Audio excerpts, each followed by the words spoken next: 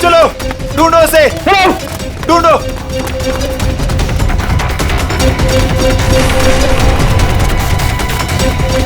मिला क्या चोर? नहीं मिला। मिला? नहीं मिला। ढूंढो उसे, बच के निकलना नहीं चाहिए हमारी शोर से। हाँ चलो चलो चलो।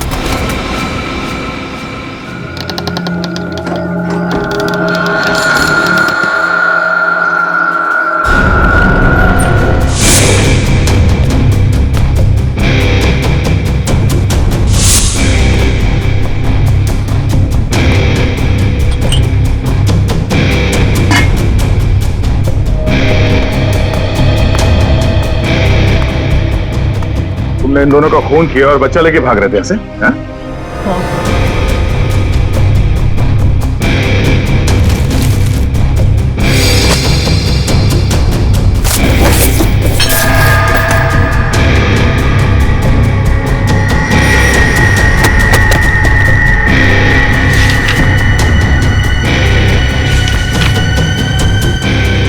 साहब ये झूठ बोल रहा है। मगर मैं ऐसा नहीं करूंगा।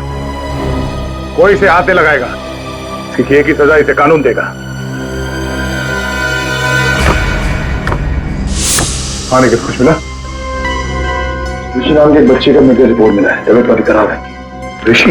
हाँ सर, 10 साल का है।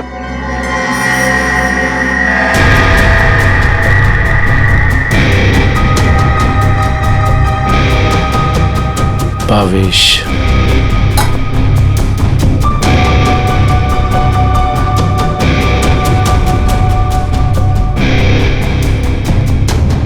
सर, सर, ये 3 चाय के कप मिले। इसमें से 2 कप भावेश और ज्योति के हो सकते हैं और ये तीसरा कप किसी मन्नू का हो सकता है, क्योंकि ये जो टिफिन है इस पे भावेश का नाम लिखा है। लेकिन इस टिफिन पे मन्नू का नाम लिखा है।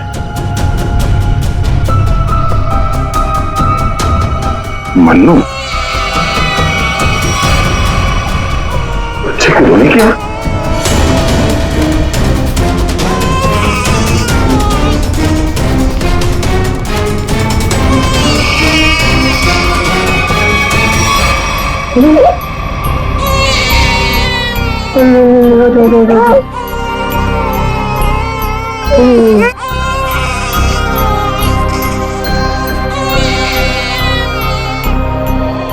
ये ऋषि कौन है? भावेश और ज्योति का बड़ा बेटा है सर। कितने बच्चे हैं उनके? सर भावेश और ज्योति के 2 बच्चे हैं। ऋषि 10 साल का बेटा जो हॉस्पिटल में भर्ती है, और ये बेटी रानी। सिर्फ 2 बच्चे? हाँ सर, क्यों? तो फिर ये बच्चा किसका है?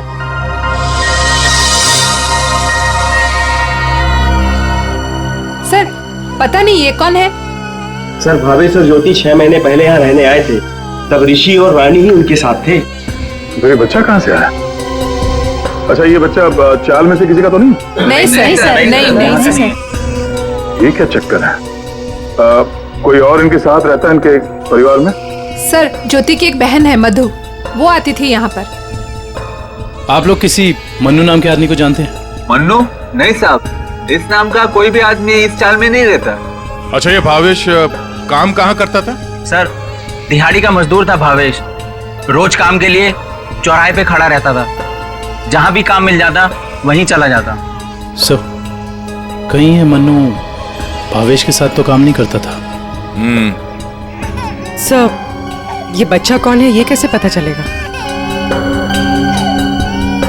दुष्यंत एक काम करो, पता करो किसी बच्चे की मिसिंग होने की रिपोर्ट लिखवाई गई है क्या, और पूर्वी भावेश और ज्योति के घर वालों को कांटेक्ट करो।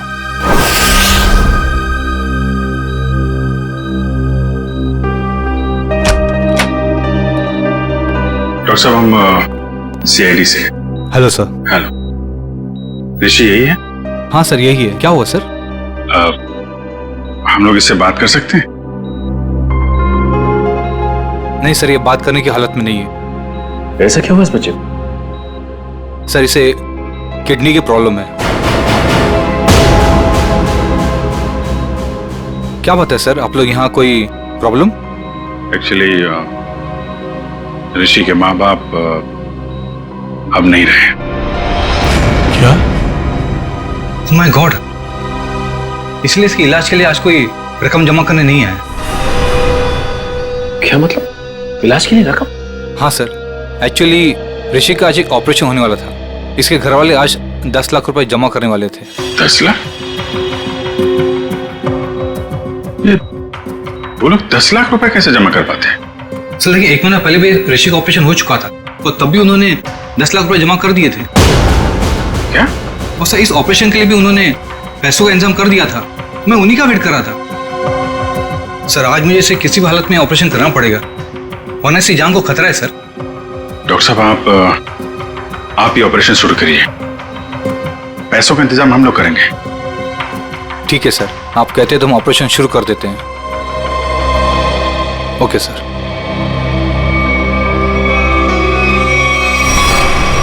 घबराओ मत ऋषि, कुछ नहीं होगा तुम्हें।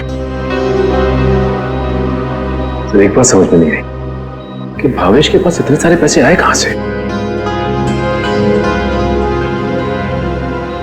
वही तो।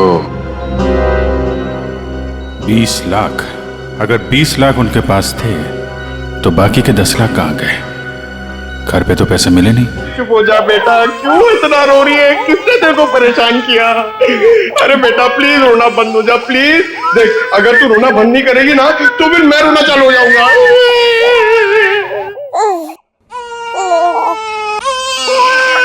अरे सर इसका कुछ करो ना सर, प्लीज इसको चुप कराओ ना। अबे पंकज, ये दोनों तो रोने का कंपटीशन कर रहे हैं। आपने इतने साल से शादी कर रखी है, आपको समझ में नहीं आता? बीवी ने कुछ सिखाया नहीं आपको बच्चों को कैसे हैंडल करना है? पंकज, यही तो ट्रेजेडी है मेरे लाइफ की। मेरी बीवी तो हमेशा मुझे ही रुलाती रहती है, ये नहीं किया वो नहीं किया, तुम्हें चाय बनाने नहीं आती, कितना कम पैसा कमाते हो, हमेशा डांटती रहती है। चुप रहना तुम। एसीपी साहब ने सिखाया है। कैसे? मैं कोशिश करता हूँ। एसीपी साहब आएंगे, दूध मलाई लाएंगे, मुन्ने को खिलाएंगे, मुन्ना खूब खाएगा, चुप हो जाएगा। अरे चुप हो गया। अरे सर ये बहुत रो रही है सर, इसको भी चुप कराओ ना प्लीज। अबे नहीं, मेरी आवाज से ये वापस जाग जाएगा। तू एक काम कर, उस कोने में जा, एसीपी साहब का नाम लेके और कुछ भी गा ले। क्या गाँव, मेरे समझ में नहीं आ रहा है। हाँ। गांव से 20-20 कोस दूर जब भी कोई बच्चा रोता है तो माँ कहती है बेटा सो जा वरना एसीपी सर आ जाएंगे।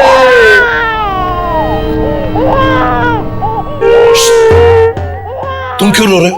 बच्चा। अरे सर परेशान कर दिया बच्चों ने। सर मैं रोता हूं ना तो चुप हो जाती है। हे भगवान, पंकज जो बच्चों को संभालेगा वो दुनिया में किसी को भी संभाल सकता है, समझे? फ्रेडी को देखो।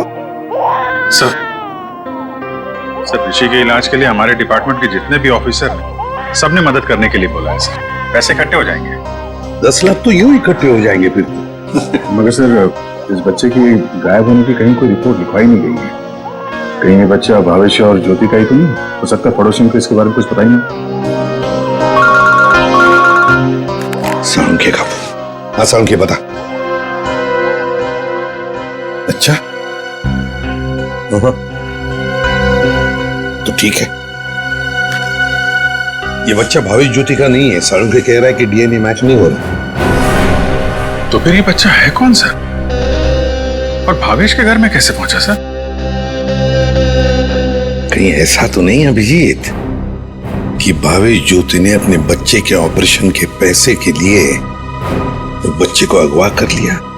सर पता करना पड़ेगा कि ये बच्चा कौन से हॉस्पिटल में पैदा हुआ है, वहां से शायद इसके माँ बाप के बारे में कुछ पता कर सकते हैं। हाँ सर बच्ची का नाम तो पता है रानी, बच्चे का नाम रखना पड़ेगा सर कुछ तो। अच्छा नाम आ रहा है दिमाग में। क्या सर? पार्थ। हाँ पार्थ तो बहुत अच्छा नाम है ना? पार्थ। फ्रेडी तुम्हारा बच्चा क्यों रो रहा है? अरे सर, आपने इसका नाम लिया और ये रो पड़ा। मैंने इसे कहा था कि आप दूध मलाई लाएंगे। दूध मलाई? अब मेरे लिए नहीं सर, इसके लिए। रेडी सर, मैं ले आई। अरे पूर्वी, अच्छा किया तुमने, बच्चे को गोद में खिला खिला के मेरे पसीने छूट गए। लाइए मैं देखती हूँ।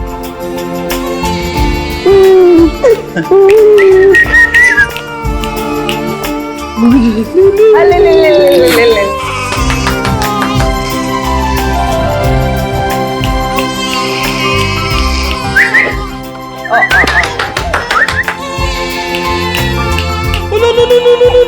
सर,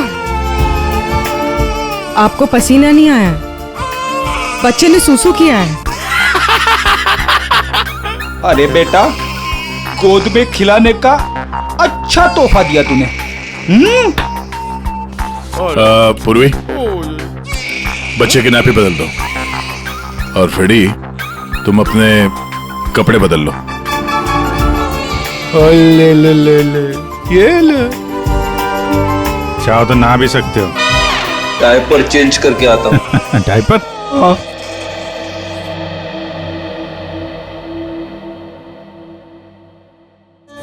ये तो मन्नू का डब्बा है, नाम भी लिखा है उसका। आपकी साइड पर छूट गया था क्या? नहीं, मन्नू ने जहाँ खून किया था वहां छूट गया था। मन्नू ने खून किया था? नहीं नहीं साहब। भावेश और उसकी पत्नी का खून हो गया, और ये मन्नू उस वक्त उनके घर में था। हे भगवान, इसलिए भावेश आज काम पर नहीं आया। और मन्नू वो आज आया था काम पर? नहीं साहब, वो तो और 2-3 दिन नहीं आएगा। क्यों, क्या हुआ उसे? हुआ तो कुछ भी नहीं, पर वो कल गांव चला गया। कब? कल दोपहर में मिला था मुझे। नहीं यार, मैं जल्दी में हूँ, मुझे गांव जाना है, जरूरी काम है, मैं जरूर मिलता हूँ। अरे सुन तो ले। हाँ अच्छा। अरे मन्नू बाद में पछताएगा। इस मन्नू का गांव कहाँ है? सोलापुर, चरौली गांव। ये फ्रेडी अंकल और पंकज अंकल बहुत परेशान कर रहे हैं। सर रजिस्ट्रेशन ऑफिस से 5-6 महीने पहले का रिकॉर्ड मिल गया है। अप्रैल मई में करीब 7,946 बच्चे पैदा हुए थे, जिसमें से 3,902 बच्चे तो लड़के हैं सर। और उनके परिवार वाले? सर सारे बच्चे परिवार वालों के साथ हैं, सिवाय एक बच्चे के। वो क्यों? सर एक पिछले महीने उस बच्चे के माता पिता कार एक्सीडेंट में मारे गए। उसकी दादी थी, उसका भी कुछ पता नहीं चल रहा है, और बच्चा भी गायब है। बच्चा भी गायब है, दादी भी गायब है। अभिजीत, कहीं ये हमारा ये बच्चा तो नहीं है, उस दादी का पोता? पता लगाना पड़ेगा इस दादी का, कहाँ है, किस हालत में है ये दादी। बेटा दिन भर काम काम काम, इतना काम किसके लिए करते हैं? हाँ, सिर्फ 4 लोग तो है घर में, तुम, तुम्हारी बीवी, तुम्हारा बच्चा और मैं। और भगवान की दया से बहुत कुछ है हमारे पास। जिंदगी में पैसा ही सब कुछ नहीं होता है बेटा, और पैसे से जो मिलता है सब कुछ है हमारे घर में। लेकिन खुशी नहीं है, खुशी नहीं है बेटा। जा देख आईने में अपना चेहरा देख, कितना मुरझा गया है तू। और एक माँ बच्चे का मुरझाया हुआ चेहरा नहीं देख सकती, नहीं देख सकती। अले रो मत रे मेरा बच्चा, ये देख देख तेरा बच्चा मेरा एक लौता पोता, इस घर का एक लौता वारिस, लेकिन टाइम है तुम्हारे पास इसके लिए? है टाइम? एक दिन ये भी मुरझा जाएगा और उस दिन तू बहुत पछताएगा, देख ले बहुत पछताएगा। लेकिन तुझे इसकी जरा भी फिक्र नहीं है ना? ठीक है, जा तू मुंह हाथ धो ले और थोड़ा आराम कर ले। हाँ, तब तक मैं तेरे बच्चे से खेलती हूँ। और ले लो लला रहे, क्यों रो रहा है बच्चा? अरे दूध चाहिए, दूध, भूख लगा है, दूध पिएगा? दादी दूध पिलाती, दादी दूध पिलाती। इतने बड़े दुख की बात है ना, इन्होंने अपना सब कुछ खो दिया। सच, अपना बेटा, बहू और अपना पोता भी एक ही झटके में सब खत्म हो गया। अरे दूध नहीं पिएगा? बाकी तेरे भूखा रहेगा। हाँ ठीक है ठीक है, मैं तुझे सुलाती। हाँ, लल्ला लल्ला लोरी, दूध की कटोरी, दूध में बताशा, मेरा पोता करे तमाशा।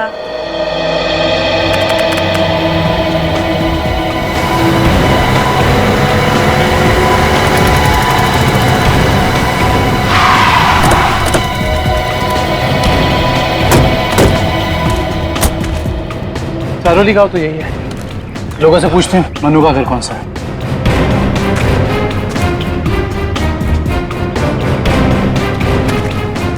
भाई साहब, ये रास्ता मनु के घर की तरफ जाता है। मनु साहब, वो रहा मनु।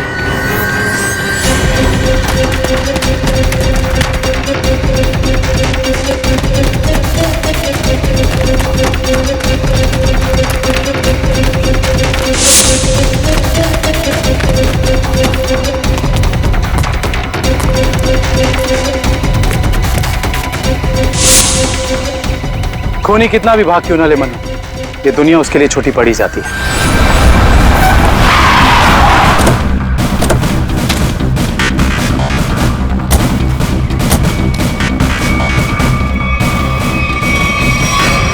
आइए सर। सर, सावित्री देवी की दिमागी हालत बहुत खराब है। वो हमेशा खोई खोई रहती है, कभी तो खूब हंसती है और कभी चिल्ला चिल्ला कर रोने लगती है। डॉक्टर्स को दिखाया आपने? दिखाया सर। डॉक्टर ने कहा कि उन्हें कोई बहुत बड़ा सदमा पहुंचा है। आइए सर, आइए।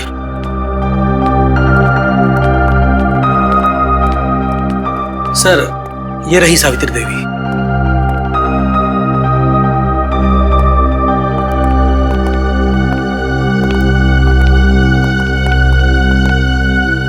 सावित्री जी,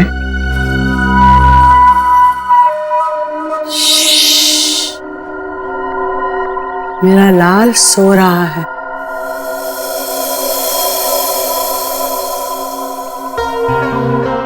मेरे से बात करना। वैसे आप कैसी हैं? मैं अच्छी हूँ, भले चंगी हूँ, लेकिन तू कौन हो भाई? हम लोग आपके दोस्त हैं। मेरे दोस्त? तुम कब से मेरे दोस्त बने? हाँ, अब अभी आपको देखा और दोस्ती हो गई। सच्ची? और ये सब कौन है? जी, हम सब भी आपके दोस्त हैं। बहुत अच्छा। सावित्री जी, आपसे कुछ जरूरी बात करनी थी। थोड़ा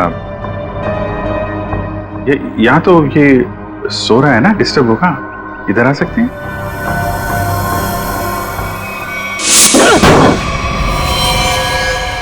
साहब, ना तो मैंने भावेश और उसकी बेबी को मारा है और ना ही मुझे उन 10 लाख रुपए के बारे में कुछ पता है। झूठ बोल रहा है तू मनु। तू भावेश के घर गया और वहां तूने उसका खून किया। उसके बाद तूने 10 लाख रुपए चुराए और इसी दौरान तेरा खाने का टिफिन वहां छूट गया। खून तू नहीं किया मनु, पैसों की लालच में। नहीं साहब, मैं मानता हूँ कल रात मैं उसके घर गया था। वो मेरा जिगरी दोस्त था साहब। कल रात मैंने उसके साथ चाय भी पी थी, लेकिन गलती से मैं उसके घर अपना टिफिन भूल गया था साहब। रास्ते में मुझे याद आया, मैं तुरंत उसके घर टिफिन लेने गया। मैं जैसे उसके घर के बाहर पहुंचा, अंदर से चीखने की आवाजें आ रही थी। खिड़की से झांक के अंदर देखा तो अंदर एक आदमी भावेश और उसकी बीवी के सामने बंदूक तान कर खड़ा था, और फिर उसने गोली चला दी, और फिर डर के मारे मेरी चीख निकल गई साहब। साहब, मुझे लगा उस आदमी ने मुझे देख लिया, कहीं वो मुझे भी ना मार दे, इसीलिए मैं शहर से भागकर यहाँ आ गया साहब। तुमने उस आदमी का चेहरा देखा था? नहीं साहब, उसकी पीठ मेरी तरफ थी, इसलिए मैं उसका चेहरा ठीक से देख नहीं पाया। इतना बड़ा हादसा हो गया मनु, और तूने सीआईडी को बताना जरूरी नहीं समझा। जानता है ना, ये भी एक बहुत बड़ा जुर्म है। ब्यूरो ले चलो इसे। वो आपका पोता हमारे पास है। मेरा पोता तो यहाँ सो रहा है ना?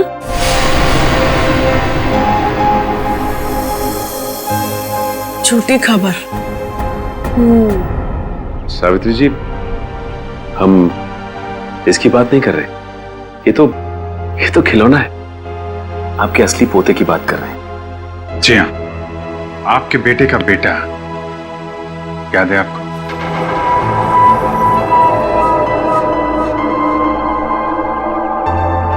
सावित्री जी, आपको अपना बेटा याद है ना?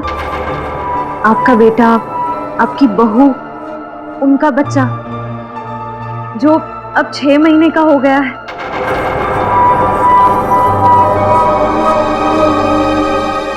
याद आया? सावित्री, याद करो। ये लोग उसकी बात कर रहे हैं जैसे तुम कलेजे का टुकड़ा कहकर याद किया करती हो। तुम्हारा लाडला, तुम्हारा पोता। सावित्री, याद करो। हाँ सावित्री, कुछ याद आया? तुमने कहा था ना कि वो तुम्हारे बुढ़ापे की लाठी है, तुम्हारे घर का उजाला है। याद करो, याद करो सावित्री।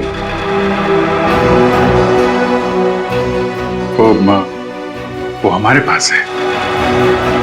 हम बहुत जल्द आपसे मिलवाएंगे। आप समझ रही हैं ना सावित्री जी? कोई फायदा नहीं है सर, वो आपको कुछ बता नहीं पाएंगे।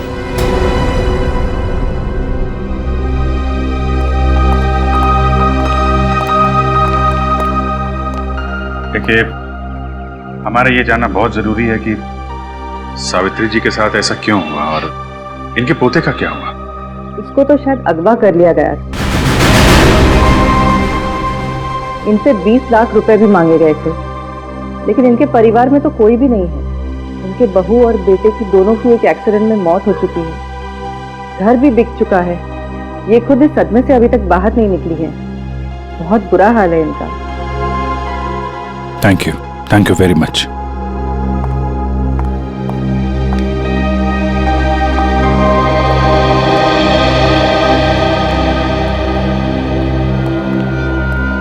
हमारा शक सही निकला।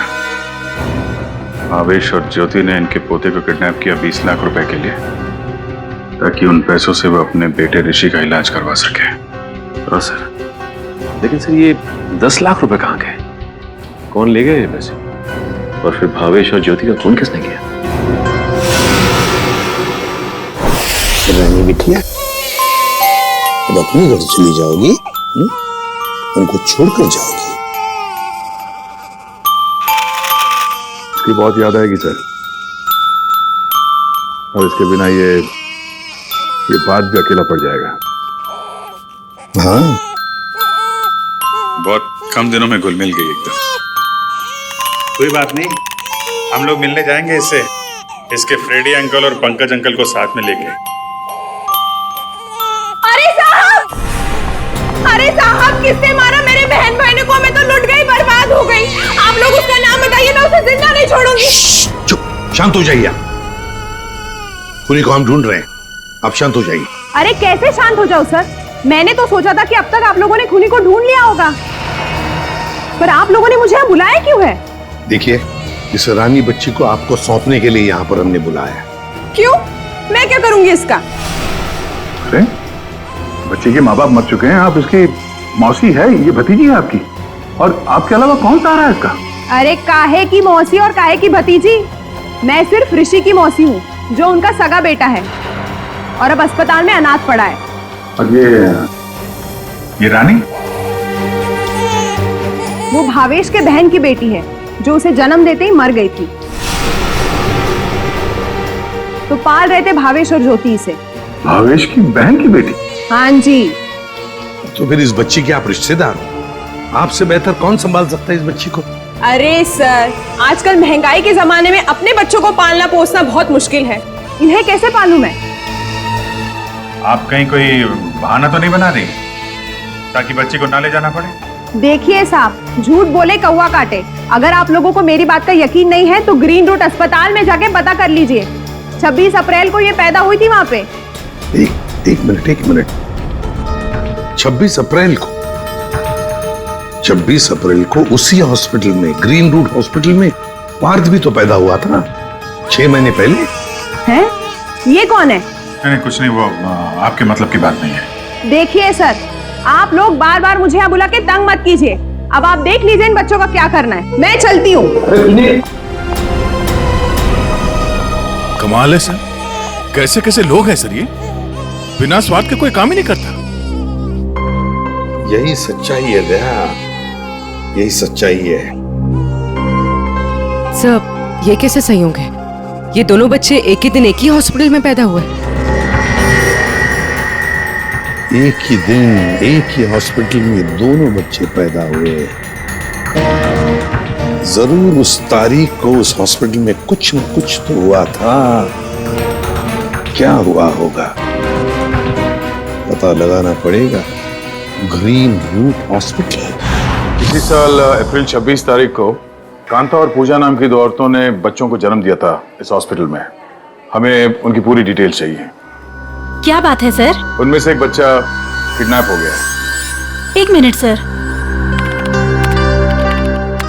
हाँ सर, कांता ने एक लड़की को जन्म दिया था और पूजा को लड़का हुआ था। पूजा मिस्टर अनुज की वाइफ है और कांता के पति का नाम नहीं है। मिस्टर भावेश उनके गार्जियन हैं। ये दोनों परिवार एक दूसरे को जानते थे?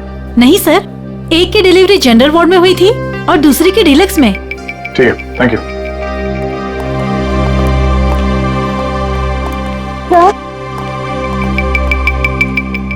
और मैं आपको उन बच्चों के बारे में कुछ बताना चाहती हूँ। जी कहिए। वो दोनों डिलीवरी डॉक्टर सुमित और नर्स मधु ने की थी। सर, जब मैं उनके कमरे में गई तो डॉक्टर सुमित और नर्स मधु आपस में कुछ बात कर रहे थे। मुझे देखते ही वो दोनों चुप हो गए। भावेश, ज्योति और बच्चे के बारे में बात कर रहे थे। क्या बात कर रहे थे वो मैंने सुना नहीं। डॉक्टर सुमित और नर्स मधु कहाँ हैं? डॉक्टर सुमित तो विदेश चले गए और मधु ने आज छुट्टी ले रखी है। ये मधु कहाँ रहती है?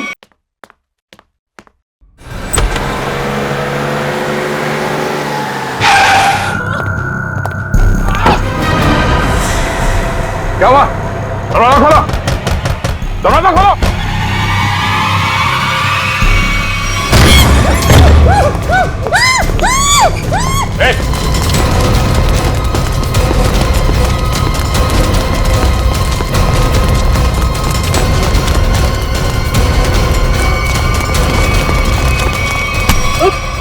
बस बस।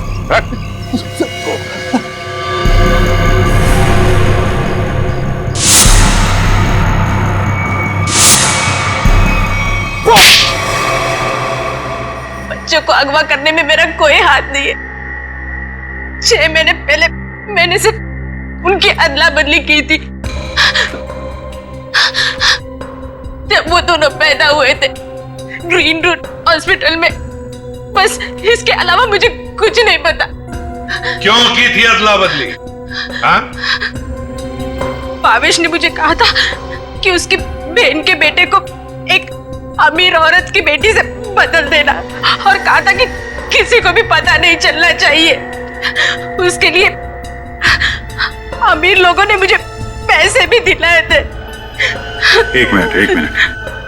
भावेश की बहन को तो बेटी हुई थी ना, वो रानी? नहीं सर, उसे बेटा हुआ था और उस अमीर औरत को बेटी हुई थी। उस अमीर परिवार को वारिस चाहिए था, उसके लिए भावेश की बहन के बेटे को वो अपना बेटा बनाकर ले गए। भावेश की बहन मर गई और भावेश अमीर घर की बेटी को अपने साथ ले गया? जी सर। अमीर घर के लोगों को चाहिए था वारिस, एक लड़का, और भावेश को अपने बेटे ऋषि का इलाज करने के लिए चाहिए था पैसा, 20 लाख रुपए।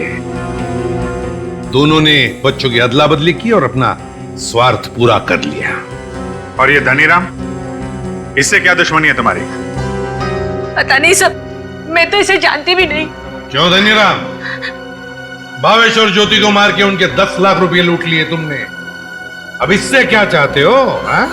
सर, मैं तो बस इसका मुंह बंद करना चाहता था, ताकि ये बच्चों के हेरा फेरी के बारे में हम लोगों को कुछ न बता सके। क्यों? सर, मैं उस अमीर परिवार के घर में नौकरी करता था सर। उनकी मौत के बाद भावेश की बहन का बेटा मेरे पास आ गया सर। मैं उस बच्चे को लेकर भावेश के पास गया ताकि बच्चा उसे लौटा दूं और उसे 20 लाख रुपए ले लूं साहब। लेकिन साहब, वो भावेश बच्चा लेने को तैयार ही नहीं था साहब, और ना ही मुझे 20 लाख रुपए देना चाहता था। बल्कि वो दोनों पति पत्नी मुझे धमकी देने लगे, कहने लगे कि हम सारी सच्चाई पूरी दुनिया को बता देंगे। बस साहब, मजबूरी में मैंने साहब। तुमने उन दोनों का खून कर दिया, फिर बच्चे को वहां घर पे छोड़ा और घर पे रखे हुए 10 लाख रुपए उड़ा लिया। कहाँ है वो पैसे? अब मैंने तो बस नमक का हक अदा किया साहब, मेरे पास पैसे नहीं है साहब, मेरे पास नहीं है पैसे। धनीराम, अमीर जोड़ा तो मर गया, अब और किसका नमक खाया तुमने? हा? किससे दिए पैसे?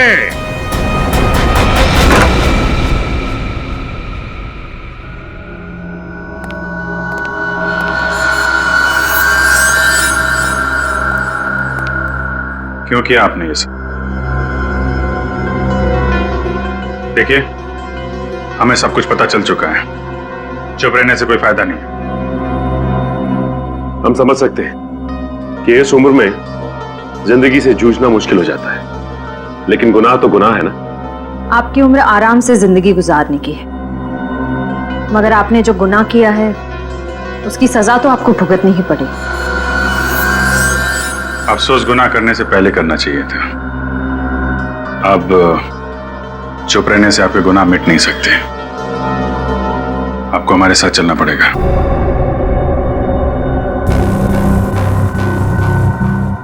देखिए, हमें जोर जबरदस्ती करने पर मजबूर मत कीजिए।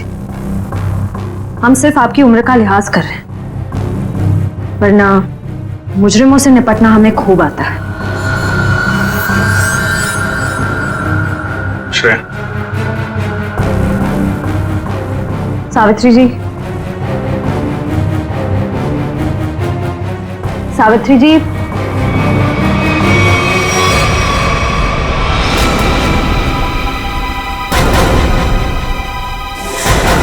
ये तो मर चुकी है। हाँ? यहाँ पे कुछ है।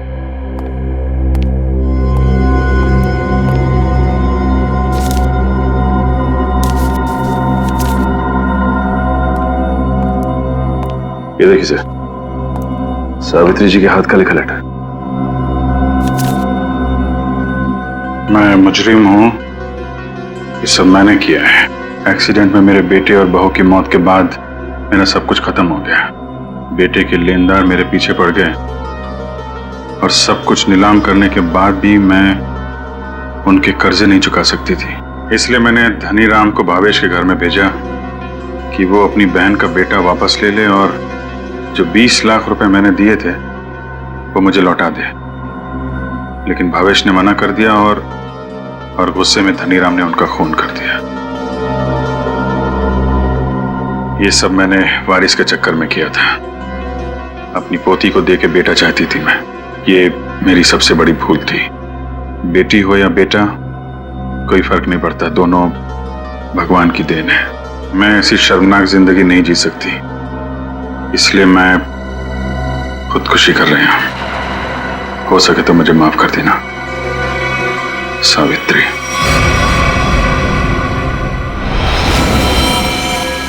बहुत बुरा हुआ इनके साथ में सर।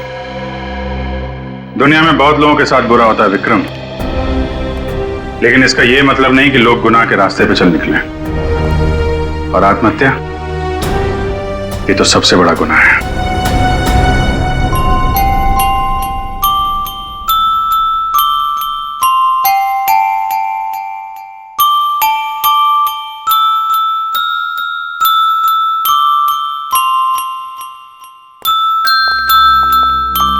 आप लोग प्लीज थोड़ी देर यहीं रुकिएगा। हेलो बोलो, हेलो, ये लो, हेलो, हेलो, हेलो। दया,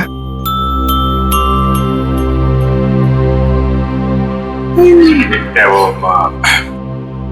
एनजीओ वाले आ गए हैं बच्ची को। सर, मेरी एक रिक्वेस्ट थी सर। वो मैं जानता हूं तुम बच्ची को खुद छोड़ने जाना चाहते हो ना, तो हम भी चलेंगे छोड़ने के लिए उसको। नहीं अभिजीत, वो बात नहीं है। सर मुझे दया, जरा सोचो, बच्ची को हम भी रखना चाहते हैं, रोज हर रोज उसके साथ खेलना चाहते हैं, देखेंगे हम उसको, लेकिन हम उसकी अच्छी तरह से परवरिश नहीं कर पाएंगे। ये बच्ची एनजीओ में जाएगी तो बाकी बच्चों के साथ बड़ी होगी, सीखेगी, है ना। इसके फ्यूचर का भी हमें सोचना चाहिए।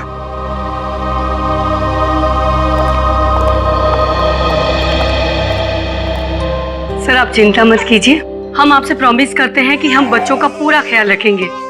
अब आप इन्हें हमें सौंप दीजिए। जी। दया,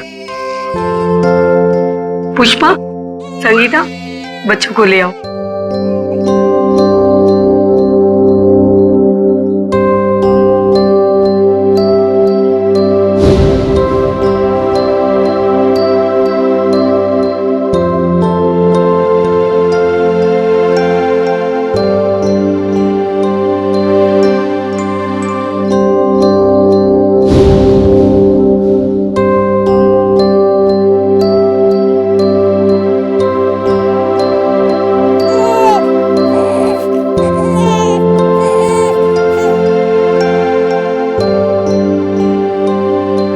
सर हम ऋषि की भी पूरी जिम्मेदारी उठाने को तैयार है, उसकी हर सुविधा का हम ख्याल रखेंगे।